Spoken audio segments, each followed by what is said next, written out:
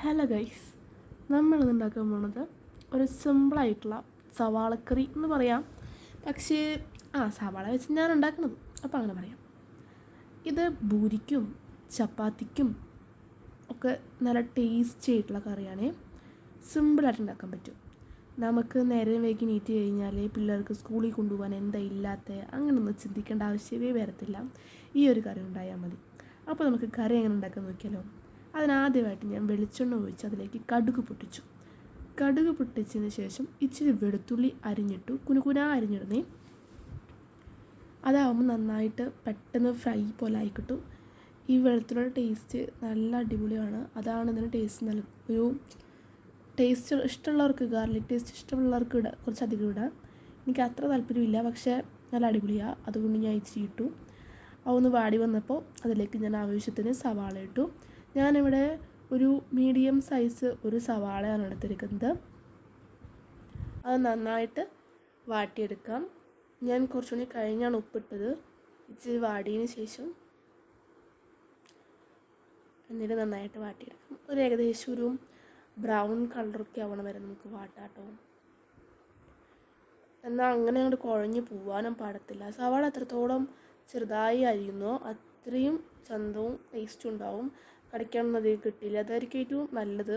ഞാൻ ഇപ്പം എനിക്ക് പറ്റുന്നിടത്തോളം ചെയ്തു, സമയം ഉണ്ടായില്ല.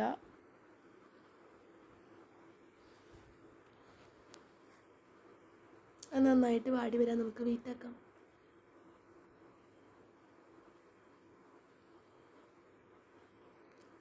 കുറച്ച് വാടി വന്നപ്പോൾ നമ്മളതിലേക്ക് ഉപ്പിട്ട് കൊടുക്കുകയാണേ.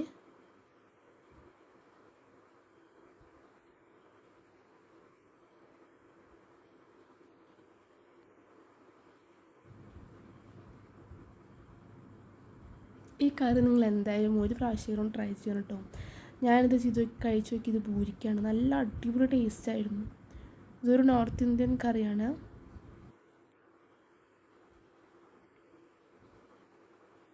പൂരിക്കൊപ്പം നല്ല കോമ്പിനേഷനാണ്. പിന്നെ തൈര് ഇഷ്ടമുള്ളവർക്ക് ഈ കറി ഉറപ്പായിട്ടും മസ്റ്റായിട്ടും ട്രൈ ചെയ്യണം. നമുക്ക് പെട്ടെന്ന് ഉണ്ടാക്കാൻ പറ്റും. ചോറിൻ്റെ കൂടെയൊക്കെ നന്നായിട്ട് കൂട്ടി കറി.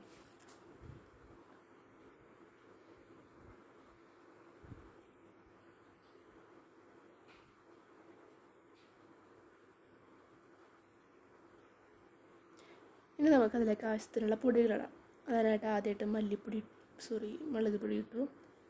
ഞാൻ കാശ്മീരിയും മറ്റ് സാധാ മുളക് പൊടിയും തമ്മിൽ ബ്ലെൻഡ് ആക്കിയിട്ടുള്ള പൊടിയാണ് ഇട്ടിരിക്കുന്നത്. പിന്നെ മല്ലിപ്പൊടി ഇട്ടു.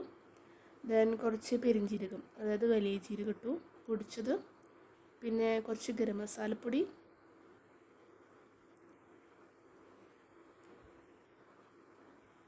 അങ്ങനെ പൊടികളെല്ലാം ചേർത്തു. ഇത്രയും പൊടികൾ നമുക്ക് ഇതിലേക്ക് ആവശ്യമുള്ളൂ. മഞ്ഞൾപ്പൊടി ഇടരുത് കേട്ടോ. പിന്നെ കുറച്ച് കായത്തിൻ്റെ പൊടി.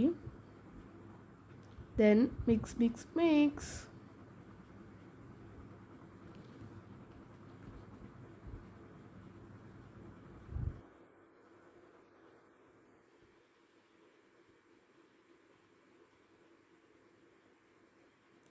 നല്ലോണം ഒന്ന് പൊടികളൊക്കെ മൂത്ത് കഴിഞ്ഞാൽ നമുക്ക് ഈ സ്റ്റൗ ഓഫാക്കാം.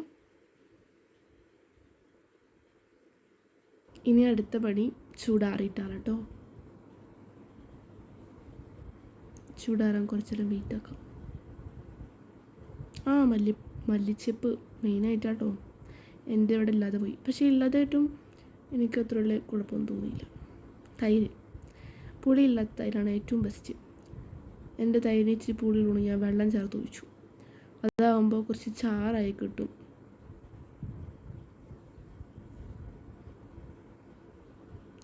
അത് നന്നായിട്ട് മിക്സ് ചെയ്ത് കഴിഞ്ഞാൽ നമ്മുടെ കറി ഇവിടെ റെഡി ആയിട്ടുണ്ട്. ഇതിൻ്റെ പേരൊന്നും എനിക്കെന്താ അറിയില്ല, പക്ഷേ നല്ല അടിപൊളി സാധനമാണ്. ഇതോടുകൂടി എൻ്റെ ക്യാമറ ഞാൻ കൊണ്ടുപോയി അവിടുന്ന്. അപ്പോൾ ഇത്രയുള്ള guys, bye. Do like, share, subscribe.